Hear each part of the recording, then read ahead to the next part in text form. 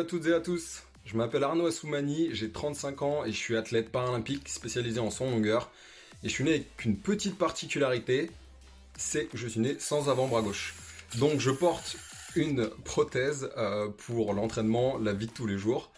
Et mes parents, parce que je suis né avec une petite différence, m'ont poussé tout de suite à la natation. Donc j'ai été bébé nageur et je vais faire de la natation pendant 13 ans, jusqu'à mes 15 ans.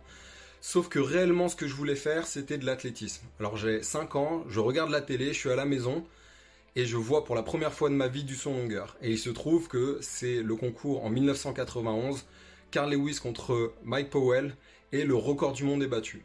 Et j'ai vraiment l'impression de voir des personnes voler. Et donc je me dis, mais moi aussi j'ai envie de ressentir ces sensations et j'ai envie de voler. Donc je me suis retourné, j'ai regardé mon père et je lui ai dit, un jour je ferai les Jeux Olympiques.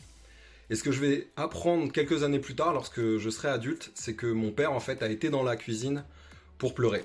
Parce que pour lui, ça allait être compliqué que je puisse avoir une carrière et aller aux Jeux une fois dans ma vie. Sauf qu'aujourd'hui, j'ai participé plusieurs fois aux Jeux paralympiques. J'ai remporté 5 médailles. J'ai été champion paralympique en 2008. Je suis toujours recordman du monde de ma discipline. J'ai été 3e au championnat de France en valide. Et je suis toujours en carrière à me préparer aux Jeux de Tokyo pour aller décrocher l'or.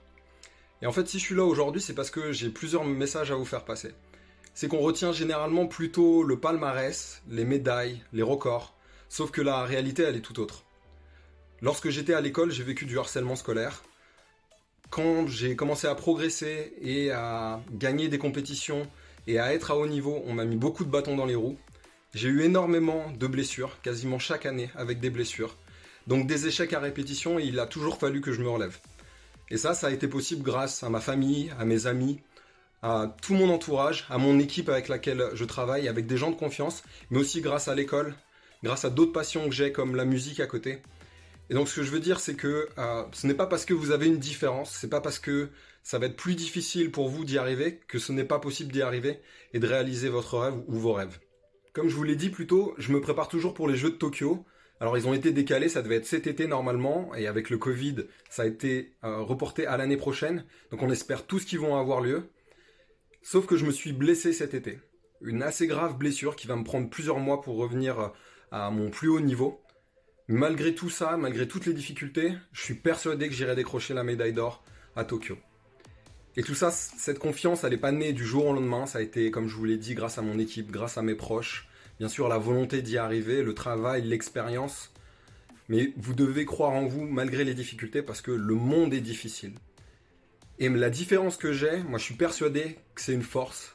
Et ça a été au contraire un booster dans ma vie. Ce message, il est super important. Et c'est essentiel que je puisse vous le passer. Parce que le sport, notamment, a cette incroyable capacité de pouvoir nous unir et nous réunir. Et ce qui est aussi important, c'est de pouvoir écouter l'autre, comprendre l'autre, et essayer de se mettre à sa place pour pouvoir mieux vivre ensemble.